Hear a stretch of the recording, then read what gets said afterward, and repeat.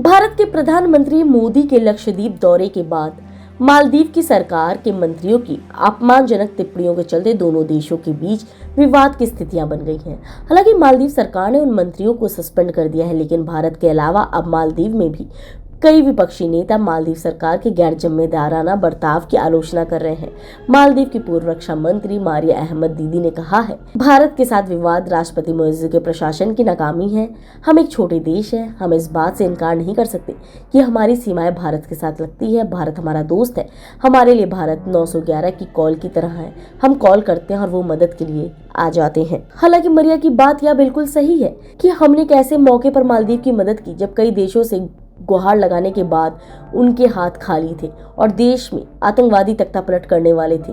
ये भारत फौज की ऑपरेशन कैक्टस की कहानी है, वो ऑपरेशन जिसके लिए बतौर लोकतांत्रिक देश मालदीव को भारत को थैंक यू बोलना चाहिए। कहानी शुरुआत होती है साल 1978 से।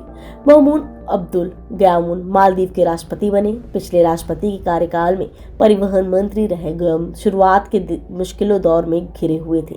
साल 1980 में ही उनके साथ तख्तापलट की कोशिश की गई, 1983 में भी, लेकिन दोनों बार गयामुन अपनी सत्ता बचाने में सफल रहे।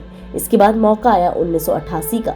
किस्मत की बात है कि नवंबर के महीने में गयामुन का भारत दौरा तय था। भारत से एक प्लेन भेजा गया गयामुन को लाने, लेकिन प्लेन बीच में ही था कि एक इमरजेंसी आ गई। प्रधानमंत्री राजीव गांधी को इलेक्शन के सिलसिले में दिल्ली से बाहर जाना पड़ा, लिहाजा गयामुन का प्लान वापस लौटना पड़ा। इत्तेफाक से यह अच्छी खबर थी, क्योंकि गयामुन को पता ही नहीं था कि उनके पीठ पीछे एक बड़ा षड्यंत्र रचा जा रहा है। मालदीव का एक बड़ा बिजनेसमैन अब्दुल्ला लफ्तुकी गयामुन के प्रशासन से खुश नहीं था। उसने तख्तापलट की ठान ली और इस काम के लिए मदद मांगी उमा महेश्वरन श्रीलंका के उग्रवादी संगठन people liberation organisation of Tamil Eelam pilot का सरगना था। इसके पहले ही लिट प्रमुख प्रभाकर के साथ भी उसने काम किया था, लेकिन फिर दोनों में मतभेद हुए और महेश्वर ने अपना संगठन बना लिया। महेश्वर को श्रीलंका की अदालत से सजा भी मिली थी और वो फरार चल रहा था। इसी दौरान अब्दुल्ला लुत्फकी ने उसे कांटेक्ट किया। दोनों ने अहमद नासिर नाम के एक तीसरे व्यक्ति को अपने साथ लिया और तख्तापलट की प्लानिंग शुरू की। इन लोगों का प्लान था कि राष्ट्रपति यानी गयामुन देश से बाहर होंगे, ये सरकारी बिल्डिंग्स पर कब्जा कर तख्तापलट की घोषणा कर देंगे। प्लान को अंजाम देने के लिए नौवे भर के पायलट के 80 से ज्यादा उग्रवादी मालदीव की राजधानी माले तक लाए गए। 3 तारीख को काम शुरू होना था, लेकिन इससे पहले खबर आ गई कि गयामुन का भारत दौरा रद्द हो गया। इसके बावजूद अब्दुल्ला लफ्तुकी ने तख्तापलट का प्लान जारी रखा। 3 नवंबर सुबह 4 बजे उग्रवादियों ने माले पर हमला कर तमाम सरकारी बिल्डिंग्स पर कब्जा कर लिया। ये लोग गयामुन को बंधक बनाना चाहते थे, लेकिन उनके राष्ट्रपति निवास पहुंचने से पहले ही गयामुन को निकालकर एक सेफ हाउस पहुंचा दिया गया। उनके पीछे उग्रवादियों ने राष्ट्रपति आवास पर कब्जा कर लिया और शिक्षा मंत्री को बंधक बना लिया। मालदीव पर उग्रवादियों का कब्जा हो चुका था। बस एक उम्मीद थी कि एक फोन लाइन जो गयामुन को दूसरे देशों से कांटेक्ट करने में मदद दे रही थी। गयामुन से सबसे पहले सिंगापुर फोन मिलाया गया। जवाब मिला, हम मदद नहीं कर सकते। इसके बाद श्रीलंका, पाकिस्तान एक एक करके सभी देश मुकरते रहे। गयामुन ने अमेरिका को भी फोन लगाया, लेकिन अमेरिकी ट्रूप्स को माल पहुंचने में 3 दिन का वक्त लग जाता, जबकि गयामुन के पास महज चंद घंटे का वक्त था। गयामुन का अगला फोन ब्रिटेन गया। ब्रिटेन ने भी मदद नहीं की। इतना ही नहीं, भारत से मदद लेने की सलाह दे दी।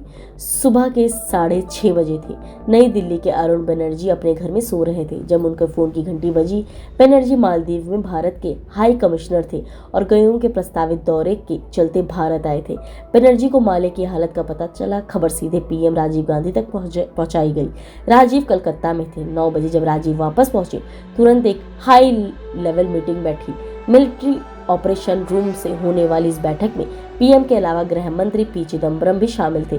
चिदम्बरम ने सुझाव दिया कि नेशनल सिक्योरिटी गार्ड्स भेजे जाने चाहिए, लेकिन आर्मी प्रमुख इससे सहमत नहीं थे। उनका मानना था कि काम में एयरफोर्स की मदद लेनी होगी। इस बीच घटना का मंच शिफ्ट होता रहा आगरा की तरफ। आगरा का air force station. Squadron leader Ashok Chowdiah काफी उत्साहित थे। उन्हें पुणे जाना था, जहां अगले रोज उन्हें स्काई ड्राइविंग का एक प्रदर्शन करना था। चौड़िया तैयारी में लगे हुए थे। अचानक स्टेशन में हलचल तेज होती हुई महसूस होती है। बाहर आकर पता चलता है कि पुणे का प्रोग्राम कैंसिल हो चुका है। सबको स्टैंड बाय पर रहने का आदेश दिया गया है और इस तरीके से भारत ने पूरी तैयारियों के साथ मालदीव की मदद की थी।